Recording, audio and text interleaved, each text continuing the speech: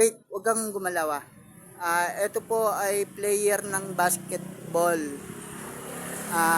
So, ito po yung kasali sa basketball na nakagawa ko ng kanta para sa kanya na pinagsapatos pero di pinaglaro hanggang matapos siya ay binangko.